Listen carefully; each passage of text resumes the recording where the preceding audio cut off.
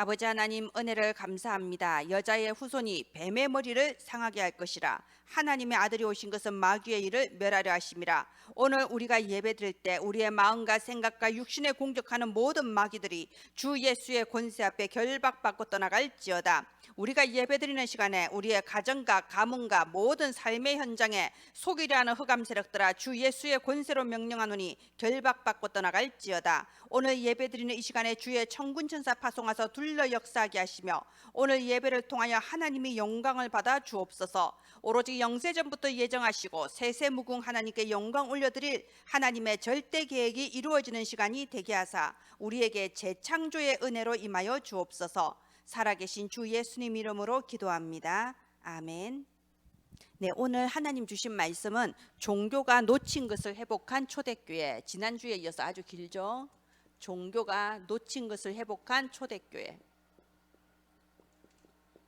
지난주에는 유대인이 놓친 것을 회복한 초대교회. 유대인이 뭘 놓쳤죠? 가장 중요한 선교를 놓쳤어요. 그죠?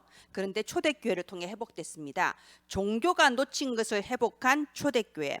이번 금요일도 그렇고요. 이번 주일날도 그렇고요. 종교, 복음 없는 종교 생활에 대해서 우리가 집중적으로 영적 싸움 해야 되겠습니다. 오늘 하나님 말씀은 사도행전 13장 1절부터 3절입니다. 사도행전 13장 1절부터 3절.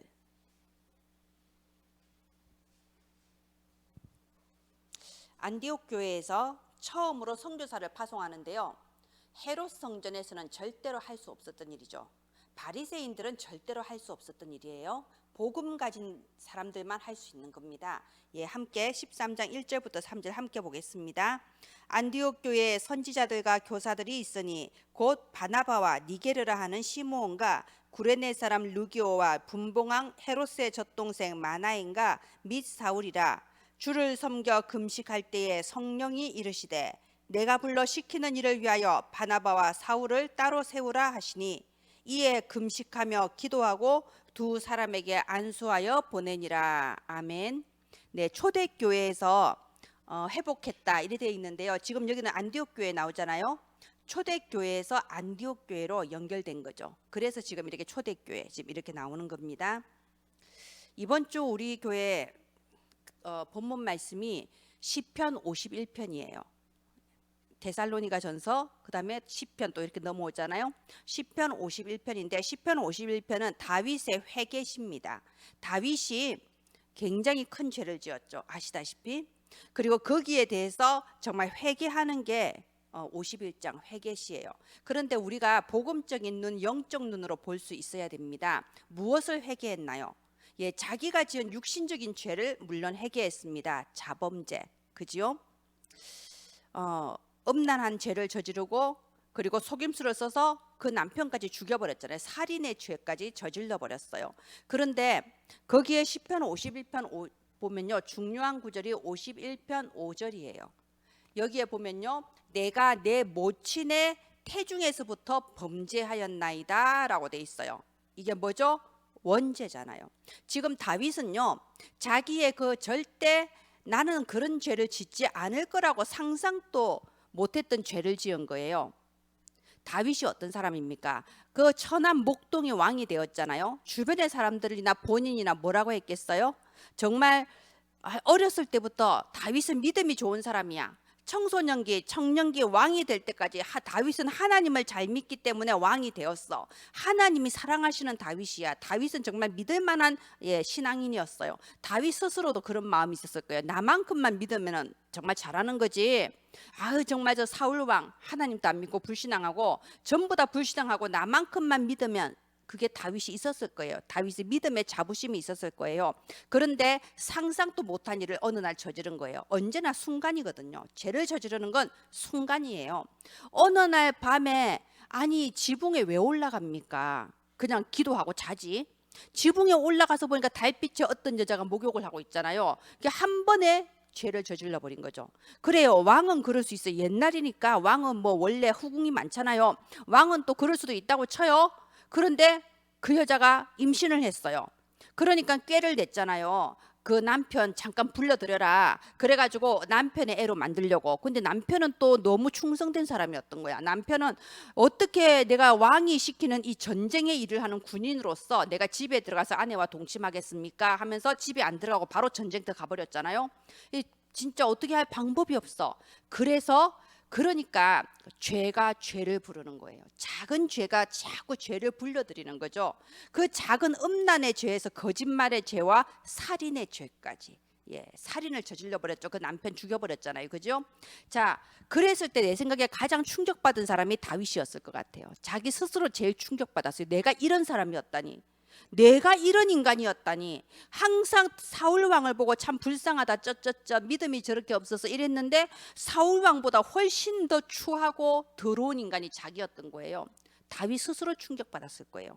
거기에서 다윗은요 자기 자신의 한계성을 본 거예요. 대체 이 죄성이 어디서 나왔지? 내가 왜 이렇게 추하고 악하지? 어디서 나왔죠? 이걸 본 거예요. 모친의 죄 중에서부터, 모친의 뱃속에서부터 내가 죄인이구나. 원죄, 자신의 자범죄를 통해서 인간의 죄성을 본 겁니다. 인간은 절대 어떻게 해볼 수 없다. 아무리 착하고 선하고 의롭게 살아도 결국 한계가 오게 되어 있다. 단지 사탄이 흔들기 직전까지만 괜찮은 거예요. 사탄이 키에 올리고 흔들어버리면 누구든지 넘어져 버려요. 이럴 수밖에 없구나. 우리 복음이 뭐냐면요, 복음은요 사람을 볼 때 저 사람은 죄를 지었으니까 죄인이다 이렇게 보는 건 복음이 아니에요. 그거는 세상 사람들이 보는 거예요. 복음은 어떻게 보냐? 저 사람은 죄인이기 때문에 죄를 지은 거예요. 원래 원죄를 가지고 있어. 원래 죄성을 가지고 있어. 죄를 지을 수밖에 없는 사람인데 그동안 쉽게 말해서 하나님의 은혜가 컸던 거예요. 하나님의 은혜 주셔서 죄 안 지어도 살 수 있게 해주셨던 거지. 그런데 어느 순간에 무너져 버리잖아요. 그래서 제가 좋아하는 구절입니다. 시편 51편 10절. 제가 혼자서 기도할 때 자주 암송해요. 51편 10절에 뭐라고 돼 있냐? 주여 내 속에 정한 마음을 창조하시고 내 안에 정직한 영을 새롭게 하옵소서. 전에는요 그런 기도할 필요가 없습니다. 내가 정직하고 내가 의롭기 때문에. 그런데 내가 그렇지 않다는 걸 이제 알아버렸잖아요. 그러니까 주여 내 속에 정한 마음을 창조하시고 내 안에 정직한 영을 새롭게 하옵소서. 주여 나를 버리지 마소서. 주의 성령을 내게서 떠나가지 말게 하소서. 피 흘린 죄에서 나를 구원하소서. 구원의 하나님이시여. 간절하게 하나님을 부르짖습니다. 자신의 죄 속에서 원죄를 발견하고 그 원죄의 유일한 해결 복음을 깨달은 거예요. 나를 구원하소서. 내 구원의 하나님이여 우설초로 내 죄를 씻기소서. 내 죄가 눈보다 희게 변하리이다. 복음을 붙잡은 거예요. 주 예수 그리스도 피로써 내가 죄사함 받고 내가 의롭게 될 수 있다. 참 어찌 보면 억울한 일이에요.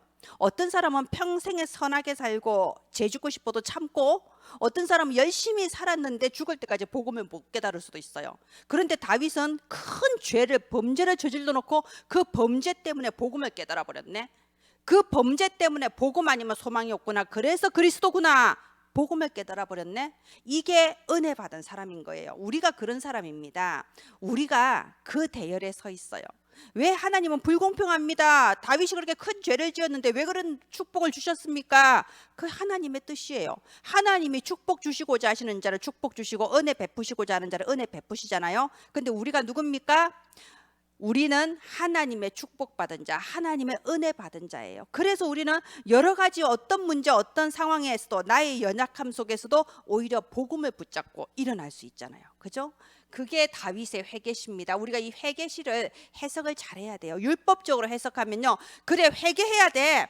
회개해야 돼. 바르게 살아야지. 다윗도 저렇게 회개하니까 용서해 주셨잖아. 이렇게 해석해 버릴 수도 있어요. 근데 진짜 좀 더 복음적으로 해석을 해야 돼요. 좀 영적으로 해석을 해야 돼요. 다윗이 왜 이런 구절이 들어갔겠습니까? 내가 내 모친의 죄 중에서부터 범죄하였나이다. 내가 지금 사람들 봤을 때 이 저지른 끔찍한 죄만 죄가 아니고 원래 원죄를 가지고 있었다. 그리고 여기서 해방되는 길은 그리스도 복음밖에 없구나.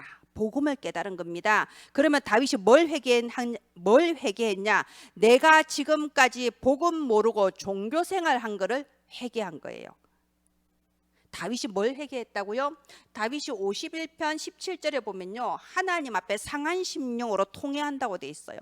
하나님은 하나님이 기뻐하시는 제사는 상한 심령이라, 주께서 상하고 통회한 자를 멸시하지 않으시리라.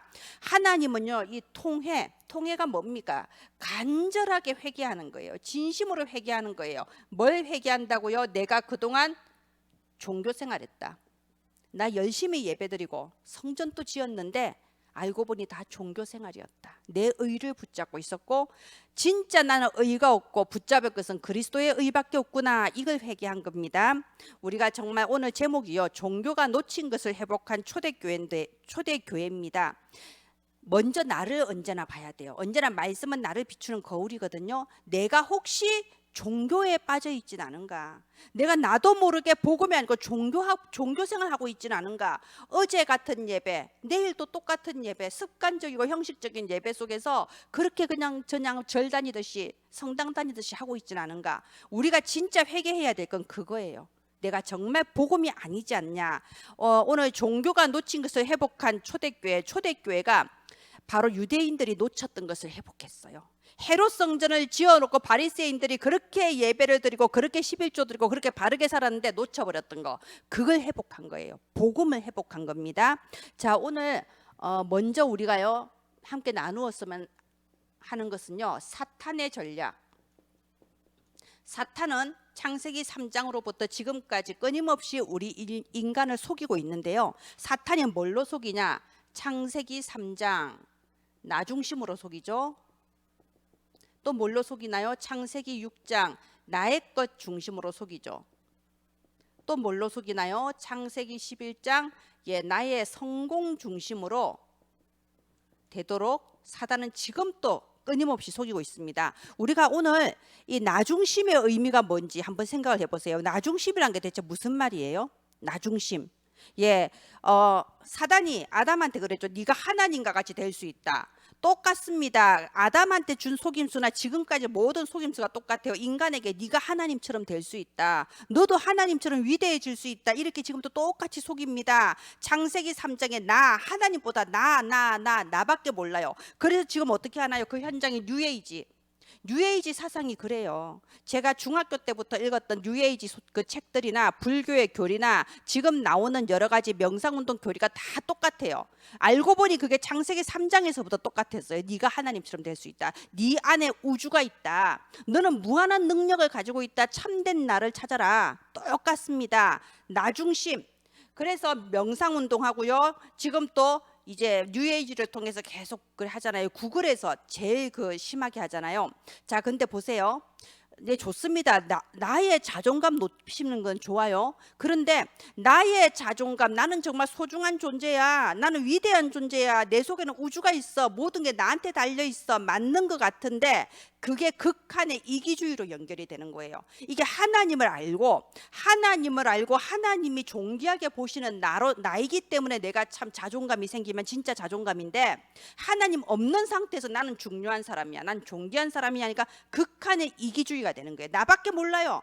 내 마음에 들어야 돼. 모든 게 다 내 중심이에요. 그래서 교회를 다녀도 마찬가지입니다. 이렇게 예배 드리면서도요, 하나님 말씀이 선포되는데 내 귀에 듣기 좋은 말씀이 있어. 하나님 나를 사랑하신다. 듣기 좋잖아요. 신분 권세 힘이 나잖아요. 그죠? 하나님 모든 것이 합력하여 선을 이루신다. 이런 말은 너무 듣기 좋아요. 쏙쏙 들어와요. 근데 237 나라, 후대, 전도운동, 선교운동 이러면 어때요? 뭐 하면 좋은데 나하고 뭔 상관이야. 나 아니라도 옆에 사람이 하겠지. 나 아니라도 목사님이 하겠지. 우리 다 그런 생각 들잖아요. 그죠? 그게 바로 창세기 3장 나중심인 거예요. 하나님의 말씀보다 내 생각이 더 중요해. 그래서 말씀도 제가 그러잖아. 포럼할 때 나에게 와닿은 말씀에 포럼하는 것도 중요한데 말씀 전체 속에서 하나님이 뭐라고 하시냐를 생각하고 포럼하는 것도 중요하다. 왜냐하면 항상 나한테 와닿은 말씀만 가지고 얘기하다 보면 나중심 신앙 돼버려요. 내 생각을 내려놓고 하나님이 주시는 말씀이 뭔가를 우리가 깨달아야 그게 하나님 중심의 신앙생활이에요. 절대 인본주의 되면 안 됩니다. 신본주의 돼야 돼요. 하나님 중심 돼야 됩니다. 그래서 사탄의 첫 번째 속임수가 이거예요. 나 중심. 내가 최고야. 교회 다녀도 내가 중요해. 나한테 맞으면 하나님이고 나한테 안 맞으면 하나님도 필요 없어. 이렇게 돼버린다니까요. 창세기 6장 나의 것 중심이 뭐죠? 창세기 6장 네피림 아닙니까? 네피림 시대, 남자가 남자를 상대하고 여자가 여자를 상대하는 동성애가 가득했던 게 네피림 시대예요. 사람들이 눈에 보이는 탐욕 중심으로, 욕심 중심으로, 육신의 욕심 음란이잖아요. 내 물질의 욕심, 눈에 보이는 거 욕심, 오직 돈밖에 모르고 물질밖에 모르잖아요. 여기에 그때나 지금이나 똑같이 딱 속고 있는 거예요. 내게 중요한 거예요. 그러니까 제가 참 예전에 제가 사람을 잘 몰랐던 것 같아. 제가 여기 이사 온 지 얼마 안 돼서 여기 밑에 이제 핸드폰 인터넷 때문에 그때 핸드폰 대리점이 있어서 한번 갔었어요. 지금은 없어졌습니다. 갔는데 거기 앉아 있는 사람이 이제 그래요. 아, 저도 교회 다닙니다. 예, 그러면서 근데 집은 예배 드리러 안 갑니다. 아, 왜 안 가요? 이러니까 교회가 건축을 하면서 이제 얘기를 해요. 건축하면서 이제 돈이 필요하니까 자기하고 모든 그때 당시 집사님들이 다 은행에 보증인으로 들어갔대요. 그래 은행에 대출 받아서 건축을 한 거예요. 근데 저는 이제 그러니까 그때만 해도 제가 사람을 잘 몰랐어. 그게 뭐 어때서? 이제 이랬던 거예요. 하나님의 전인 교회를 건축하는데 나보고 돈을 내라는 것도 아니고 보증인 되라는 건데 하나님이 설마 교회를 망하게 할 것도 아니고 뭐 그럴 수 있지 뭐 이랬어요. 그런데 이제 이분이 또 하는 말이 그거는 이제 그거고 뭐 목사님 말씀하시는데 몇 가지가 나한테 안 맞고 교회 분위기가 어쩌고 저쩌고 해서 요새 안 가고 있다. 그러시냐고. 예배를 회복하시라고. 그 성전을 건축하는 것은 평생의 축복이다. 예, 기도해주고 나왔거든요. 나이 많으신 목사님한테 언뜻 그 얘기를 했어요. 그러더라 이러니까 돈 때문에 안 가구만. 바로 그러셔요. 예? 설마. 제가 사람을 잘 몰랐던 거지. 저는 다 사람이 나 같은 줄 알았던 거죠. 그러니까는 뭐 그분은 나이가 많으시니까 따그래요. 돈 때문에 안 갔구만. 그래서 교회 그 성전 건축할 때는 조심해야 돼. 있는 성도도 나가. 예, 맞아요. 믿음 필요 없는 거야. 하나님 앞에 신앙 고백 필요 없어. 복음을 위해서라면 목이라도 내어놓겠습니다. 목은 내어놓을 수 있지. 헌금은 못 내놔. 이거죠. 목은 내놓을 수 있어. 근데 보증인은 될 수 없어. 이게 나의 것 중심, 물질 중심, 탐욕 중심. 이게요 교회를 딱 덮고 있어요. 그게 종교라는 겁니다. 그게 종교라는 거예요. 자, 그리고요 창세기 11장 성공 중심. 이게 뭐죠? 바벨탑이잖아요. 바벨탑은 무너질 수밖에 없는 겁니다. 무너질 수밖에 없어요. 그런데 조금이라도 더 위에 올라가려고 애를 쓰잖아요. 내 성공을 위해서, 내 출세를 위해서, 내 인기를 위해서 애를 쓰잖아요. 얼마나 연예인들 고생합니까? 한 컷이라도 얼굴 더 나와 보려고. 저는 예능 보면요, 예전에는 예능 보면 웃겼거든요. 요즘은 보지도 않지만 왜 안 보냐? 어쩌다 식당이나 어디 이런 데 가면 예능 틀어줘요. 그럼 보면요, 저는요 그게 처절하게 보이더라고. 그렇게 보이면 이제 그때부터 못 보는 거예요. 처절하게 보여. 카메라에 한 컷이라도 더 자기 얼굴 보이려고 막 처절하게 애를 쓰고 자기 말 한마디 하는 거에서 한 번이라도 더 이렇게 비춰주려고 하는 그게 나는 그 처절함이 느껴져요, 진짜로. 그래서 참 진짜 고생한다. 정말 저 사람 저 생명 걸고 하는구나 이게 보여져요. 그래서 제가 예능을 보면 요새는 즐겁지가 않아. 제가 원래 어렸을 때는 한국 드라마 많이 봤습니다. 그런데 어느 정도 어른 돼서는 드라마 안 봐요. 본 지가 한 30년 된 것 같아요. 왜 안 보냐? 드라마를 보면은 이게 재미가 있다라고 느껴져야 되는데 다음에는 어떤 식으로 진행되겠구나가 보여져 버려. 드라마 어떤 캐릭터가 나오면 아, 저 사람이 이런 역할을 맡은 캐릭터구나. 맞아, 이쯤에서 저런 캐릭터 하나 등장해 줘야지. 이렇게 보여버리니까는 드라마를 못 보겠더라고. 재미가 너무 없어요. 그래 돼버리니까. 그거하고 똑같은 거예요. 너무 처절하게 보여서 웃을 수가 없어요. 너무 애쓰는 게 보여서. 그게 뭐죠? 헛된 바벨탑. 그렇게 애를 쓰고 그렇게 자기 자신을 망가뜨리면서 인기 한번 얻어보겠다고, 얼굴 한번 비춰보겠다고 하는데 한순간에 무너지잖아요. 마약 한번, 스캔들 한번, 한순간에 무너져요. 그렇게 해서 위에 올라가면 뭐합니까? 그렇게 해서 어서대면서 자기 후배한테 어서대면서 갑질하면서 올라가면 뭐합니까? 자기도 한순간에 무너지는데. 그게 나의 성공 중심. 사탄은요 지금도 똑같이 이렇게 나 중심, 나의 것 중심, 나의 성공 중심으로 지금 또 사탄은요 똑같이 속이고 있어요. 불신자만 속이나요? 신자도 속여요. 교회 안에도 속여요. 다 속이고 있습니다. 안 그런 데 없어요. 다 그래요. 다락방 교회도 마찬가지예요. 사람 사는데 다 똑같아요. 내가 복음으로 답내지 않으면 어딜 가도 똑같습니다. 자, 이 속에서 사탄의 이런 속임수 속에서 이 세상은 어떻게 되고 있냐? 우상화가 되고 있어요. 왜 우상화가 되냐? 우상이라도 쳐다보지 않으면요 살 수가 없어 이 세상. 뭐 너무 비참하고 못 사는 거예요. 그래서 문화 우상, 가수, 연예인 우상되지요. 또 뭐죠? 뭐 사상 우상, 형상 우상. 그 하나님의 교회, 요새 하나님의 교회가 참 건축을 많이 해요. 이 코로나 때문에 신천지가 한번 휘청하면서 신천지가 휘청한 사이에 하나님의 교회가 성장하고 있습니다. 예. 신천지도 지금 또 우리 교회에 꾸준히 편지 와요. 얼마 전에도 왔어요. 베드로 지파에서. 신천지도 다 지금 활동하고 있어요. 그런데 신천지 너무 크게 얻어맞아서 물밑에서 활동하고 하나님의 교회가 엄청 성장한 거 아시죠? 하나님의 교회 이름을 하나님의 교회 세계복음 선교협회라고 정했어요. 참 이름 잘 지었죠? 자, 하나님의 교회는 하나님을 믿는 교회가 아니에요. 누구를 믿냐? 안상홍 하나님을 믿습니다. 안상홍 하나님인데 그는 기도를 그렇게 해요. 안상홍님의 이름으로 기도합니다. 그래요. 아유 그냥 안상홍님의 이름으로 기도합니다. 이러는데도 사람들이 모이는 거 보면 난 너무 신기해요. 확실히 사람이 이단의 영에 잡히면 뭐 비는 게 없나 봐요. 그죠? 그래가지고 그 안상홍은 옛날에 죽었잖아. 1970년대인가 그때 죽었어요. 그런데 안상홍의 어린 아내가 있어요. 장길자. 예. 장길자. 별로 예쁘지도 않고 그런데 좀 아무튼 그래요. 그 장길자가 나이 차이가 많이 나는 어린 아내가 남았어요. 그리고 안상홍의 수제자가 있어요. 김주철. 말하면 김주철이 똑똑했어 그때부터. 나이대가 장길자하고 김주철 이 두 사람 나이가 비슷해요. 안상홍은 죽었어요.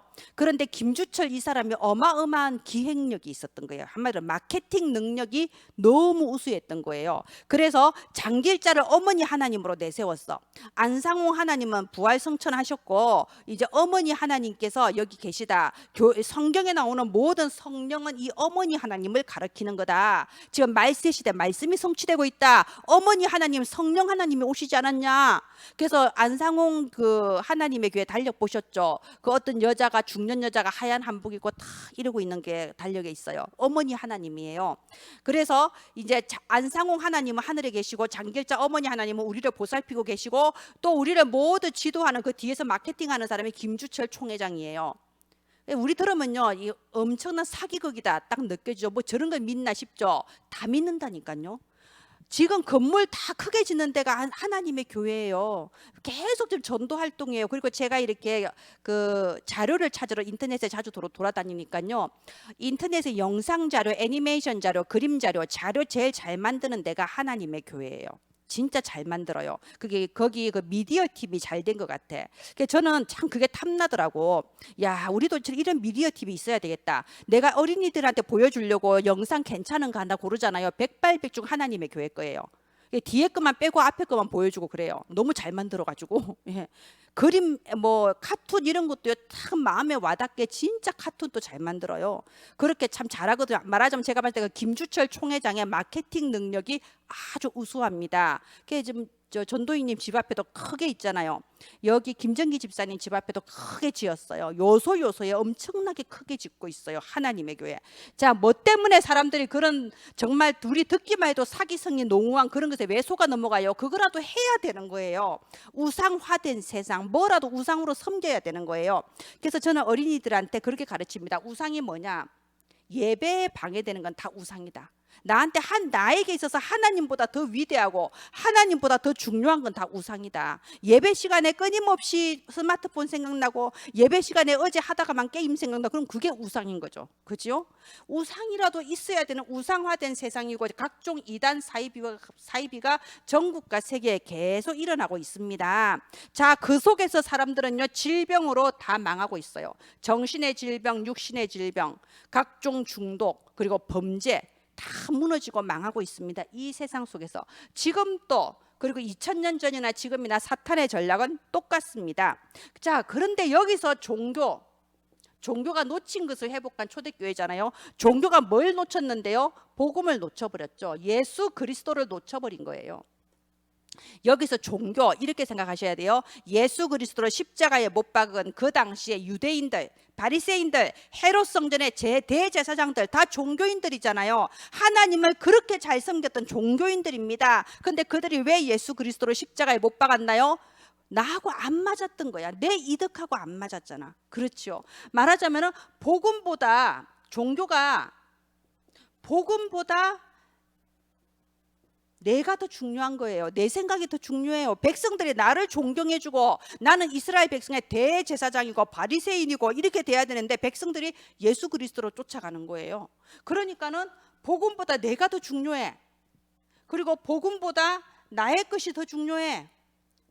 내가 이렇게 성전에서 제사장 역할하고 바리새인 역할하면서 이렇게 또 모으는 게 있잖아요. 사회적으로 산헤드린 공의 지도자잖아요. 또 받는 게 있는데 그게 없어지잖아. 백성들이 막 예수를 따라가니까. 그리고 복음보다 하나님이 말씀하신 그 언젠가 그리스도 여자의 후손이 오실 것이라고 한 그 복음보다 나의 성공이 더 중요한 거죠. 지금 우리가 로마 제국하고 어떻게 발맞춰 가지고 잘 해나가고 있는데, 로마 제국의 식민지지만은 일단은 로마 제국 그 군대 보호 아래서 우리가 좀 잘 해먹고 있는데, 저렇게 예수란 사람이 앞으로 새로운 임금이라면서 백성들을 끌고 다니네. 사회에 무리를 일으킨단 말이에요. 말하자면 하나님의 말씀, 복음, 언젠가 오리라 언약하신 그리스도 필요 없는 거예요. 예수 그리스도 필요 없어. 하나님의 말씀 필요 없어. 지금 당장 내 눈앞에 있는 내 생활, 내 생각, 내 자존심, 내 물질, 이게 중요한 거예요. 그래서 종교는요, 복음을 놓쳐버렸어요. 복음을 놓쳤다는 말은 무슨 말입니까? 능력도 놓쳐버린 거예요. 복음이 없으면 힘이 없습니다. 사단의 역사밖에 남는 게 없죠. 자, 종교인의 특징이 있습니다. 이런 종교인, 우리도 교회를 다니고 있지만요, 내가 창세기 3장, 6장, 11장 이 우상 속에 잡혀 있으면 나도 종교인이에요. 이런 종교인의 특징이 뭐냐? 종교인은요, 절대로 전도와 선교에 관심 없어요. 전도와 선교를 하긴 합니다. 안 한다는 거 아닙니다. 그 누구보다 앞장서서 전도하고 선교하고 다 합니다. 그런데 영혼 구원에 관심 없어요. 해야 하니까 하는 거예요. 교회 스케줄이니까 하는 거예요. 남들 눈이 있으니까 전도하고 선교하는 거예요. 실제로 하나님이 왜 전도 선교하라고 그러냐요? 영혼 구원이거든. 복음 없어 죽어가는 영혼 살리자고 하는 건데 관심 없는 거예요. 하기는 하는데 관심이 없습니다. 이게 종교인의 특징입니다. 자, 그런데 초대교회가 가진 힘, 이 종교가 놓쳐버린 것을 초대교회는 회복했죠. 이 복음의 힘을 회복했어요. 그래서 스데반의 환난으로 말미암아 흩어진 자들이 안디옥에 모여서 이방인들한테 복음 전해서 안디옥 교회가 세워졌습니다. 이 안디옥 교회는요, 영혼 구원, 전도, 선교가 모든 것이었어요. 그래서 우리가 방금 읽은 본문에 보면요, 집중해서 합심하면서 금식해서 기도했잖아요, 그죠? 집중, 합심, 금식 기도해서 바울과 실라를 선교사로 파송을 했습니다. 그래서 이 선교팀이 가는 곳에 어떤 역사가 일어났나요? 사도행전 13장 첫 번째 선교지가 바보섬이죠. 13장 5절에서 12절 이렇게 딱 금식하면서 기도하고 파송했을 때 맨 먼저 간 데가 바보섬인데, 그 바보섬의 총독이 서기오 바울이라는 사람이었어요.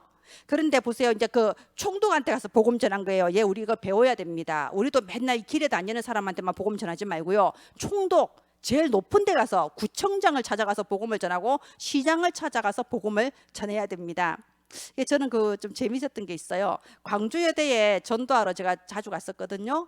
저랑 같이 가는 분들이 있었어요. 그런데 처음 오셨는데 광주여대 총장을 만나야 된다고 그러시더라고요. 왜? 제 생각에는 광주여대 총장 만나는 건 어렵지 않은데, 만나서 그 총장님이 무슨 일입니까 했을 때, 예수님의 복음을 전하러 왔습니다. 그 사람 듣겠냐고요. 다 스케줄이 있는 건데, 자기 스케줄이 있는데 그러잖아요. 그러면 총장을 만나러 가면은 내 생각에는 뭔가 이렇게 그게 있어야 돼. 만나서 할 말이 있어야 돼. 복음 말고도 뭔가 또 다른 게 있어야 돼. 그래서 우리가 자꾸 시스템 얘기를 하는 거 아닙니까? 근데 이제 만나러 간 거예요, 진짜로 둘이서. 난 안 갔는데요. 만나러 가서 나한테 갔다 와서 얘기해. 어떻게 됐는가? 그 총장 비서실에 들어가서 저기 총장님 만나러 왔다. 왜 그러냐 그러겠지. 할 말이 있다. 어디서 오셨는데요? 저기 졸업생이다. 어찌 이제 막 그래가지고 결국 할 말이 없잖아요. 복음 전하려고 한다. 당연히 못 만나게 하지. 못 만나고 왔더라고. 그게 아니에요. 뭔가 있어야 돼요. 진짜 그렇게 그런 관공서에 들어가려면. 저는 또 그 뒤에 어떻게 한번 들어갔냐면은, 그 광주여대에 건물 하나가 외국인 전용 건물이 있어요. 그 이상하더라고. 외국인 학생을 많이 데리고 오는데 중국이고 베트남에서 외국인을 데리고 오면 한국 학생들 사이에 끼워야 될 것 같은데 그 나라 사람들이 한국에 유학 왔을 때는 한국어도 배워가고 싶을 거 아니에요. 그런데 거기는 외국 중국이나 베트남에서 학생들이 오면 건물 하나에서 그냥 가르치더만 다른 학생 한국 학생들하고 안 섞이게 해요. 그 뭔지 좀 이상하더라고. 나는 아무튼 그런 데가 있어요. 그 건물에 들어갔지요. 건물에 들어가서 그래 나도 할 말이 있어야 될 거 아닙니까? 그냥 가면 안 돼요. 그때 마침 말할 건수가 있었습니다.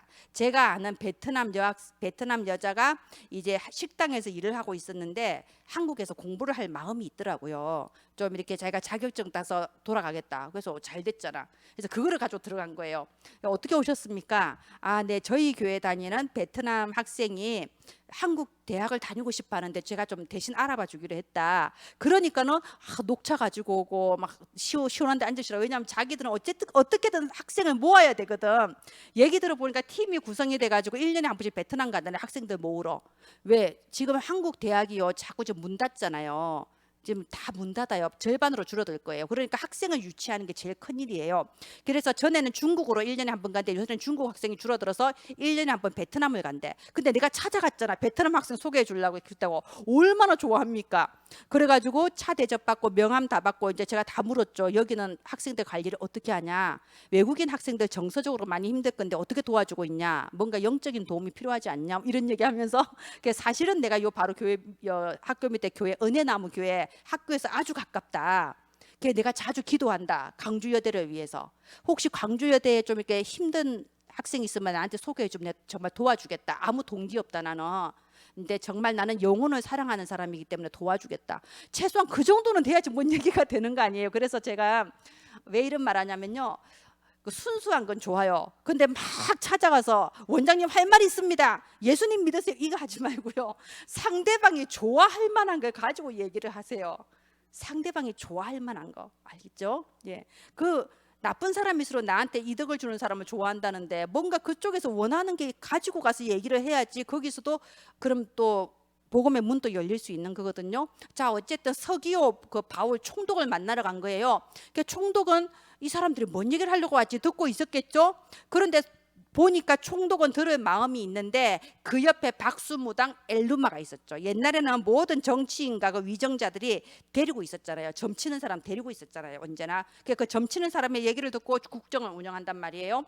근데 계속 저런 말 들으면 안 됩니다. 안 됩니다. 계속 이제 그게 방해하니까 그 예수의 이름으로 명령했잖아요. 네 눈이 멀게 될 것이다. 근데 정말 눈이 멀어버렸어. 그래서 그 총독이 이 사람들이 말하는 그리스도가 진짜구나 하고 믿게 되거든요.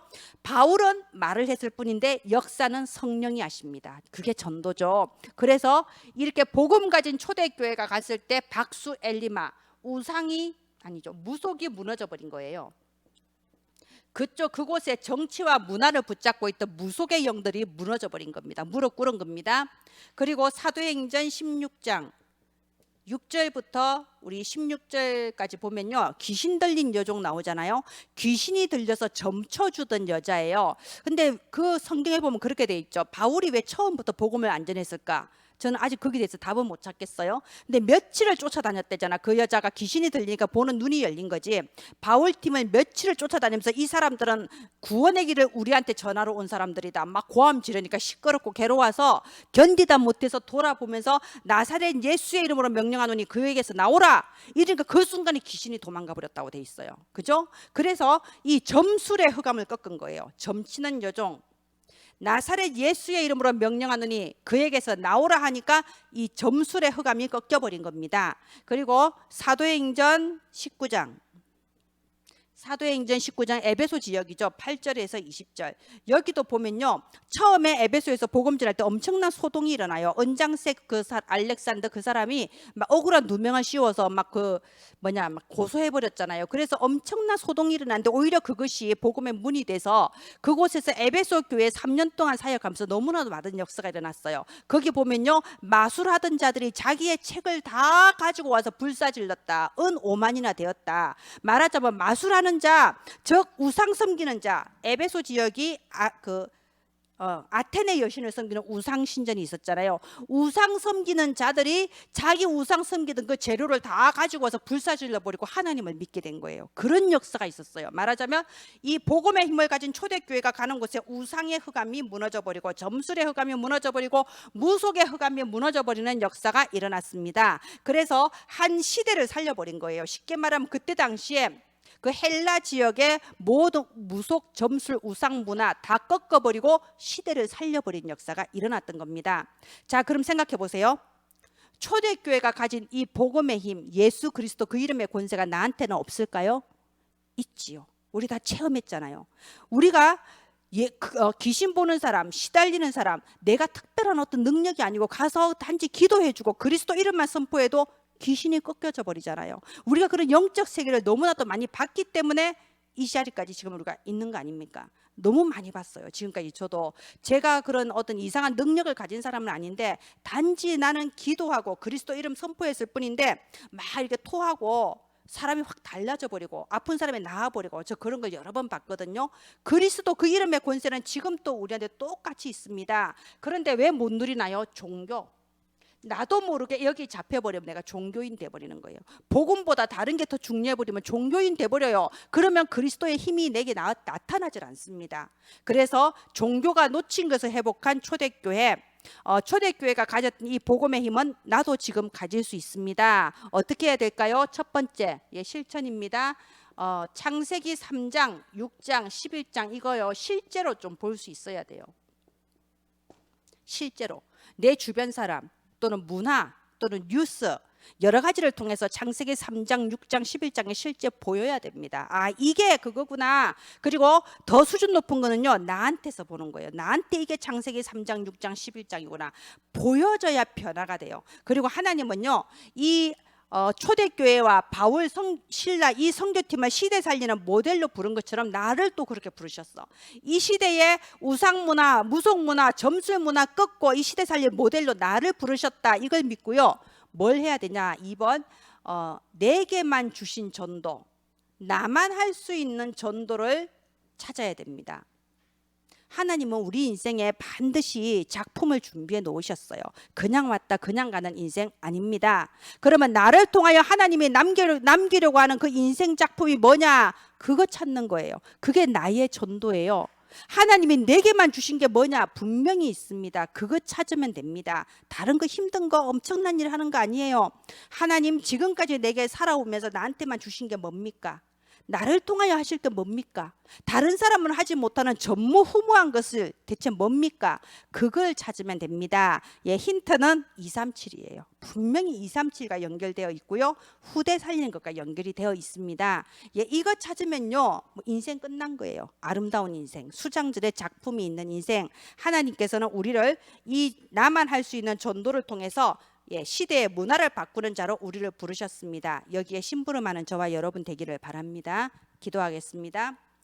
하나님, 초대교회가 회복했던 그 그리스도 그 이름의 권세가 지금 또 우리에게 있는 줄을 믿습니다. 창세기 3장, 6장, 11장을 실제로 바로 볼 수 있게 하여 주옵소서. 나도 모르게 속고 있는 종교생활의 흑암을 주 예수의 권세로 결박시켜 주옵시고 오직 예수 그리스도 생명 누리는 복음의 힘을 갖게 하여 주시옵소서. 이 예수 그리스도 이 생명적인 능력으로 현장을 살리고 치유하는 자가 되게 하여 주옵소서. 하나님께서 나를 통하여 하고자 하시는 나만 할 수 있는 그 전도를 찾게 하여 주옵소서. 은혜를 감사드립니다. 모든 것을 주 예수 그리스도 이름으로 기도합니다.